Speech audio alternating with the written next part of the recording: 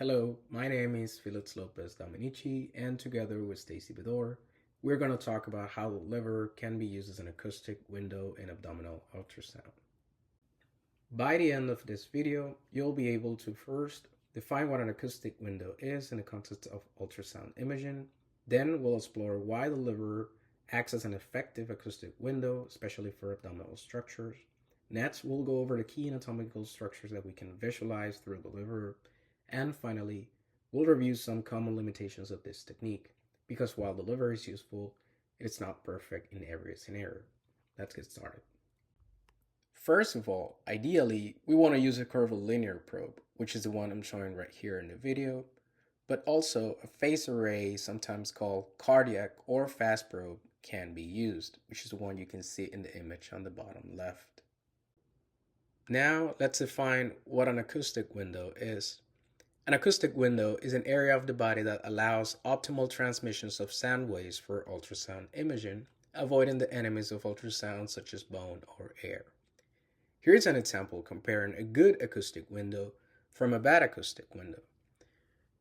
Here, you can see we're trying to put the probe in the abdomen. We're trying to look at the IVC and the aorta, but the air in the bowel is keeping us from looking at those images. You can see here how the sound waves can pass by the air, and we get this image on the right.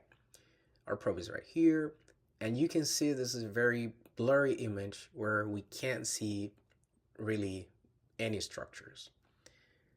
Here is an alternative. We put the probe on the side, and we use the liver as an acoustic window to try to look at the IVC and the aorta, and you can see how the sound waves goes through the liver. The liver is just helping us as a good medium for the sound waves and get to the structures that we want to look. Here's our probe. All this is going to be the liver. Here's the IVC, and here's the aorta. Here's an example. Sometimes we're scanning a patient, scanning the abdomen as shown here, and let's say we're trying to get the same transversal view of the IVC and aorta, but we encounter some bowel air. Air is the enemy of ultrasound, so we get this image, very blurry image with some pockets of air right here. We can't really see much of the structures, so what do we do next? We can use the liver as an acoustic window. Why the liver works well?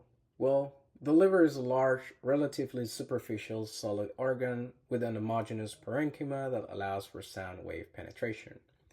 Here is an image of the kidney. You can see here, this is the liver.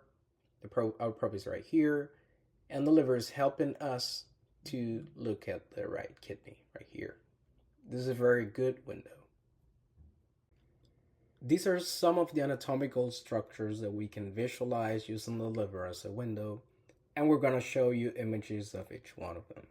So first of all, the kidney. Specifically, we're looking for the right kidney. So first, we position the probe in the anterior axillary line, and then we point towards the patient's back, towards the bed. And then you can find through, and here you'll find the right kidney.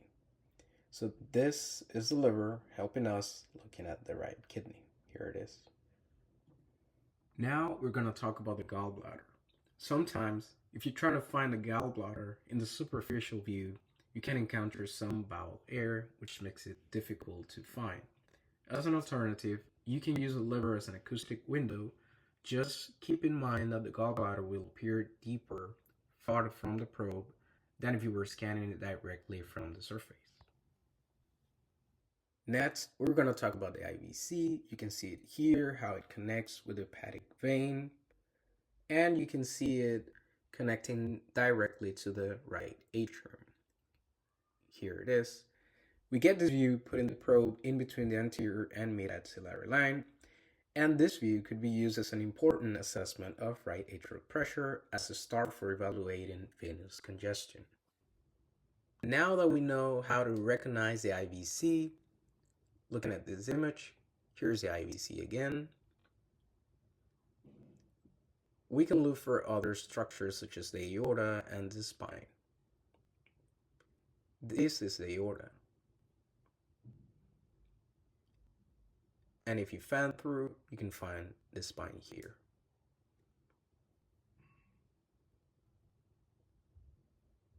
This is the aorta again.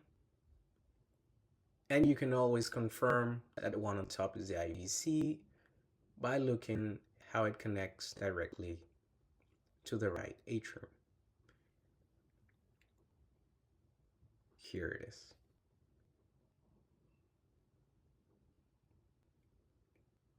There you go. Now we want to look at an image.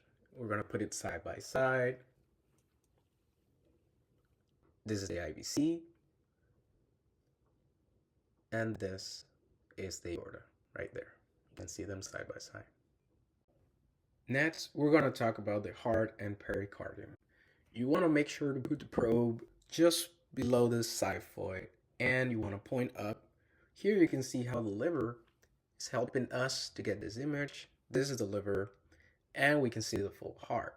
This is an important assessment for pericardial fluid, and this is the same image we use in the FAST exam. Now we're going to put the probe back to the anterior axillary line, and you want to see this bright line here. This is the diaphragm, and you want to be also able to recognize the spine in this image. Here it is. So if you follow the red spot, this is the spine, and this is the diaphragm. Notice how you can't see the spine past this point because all this is air.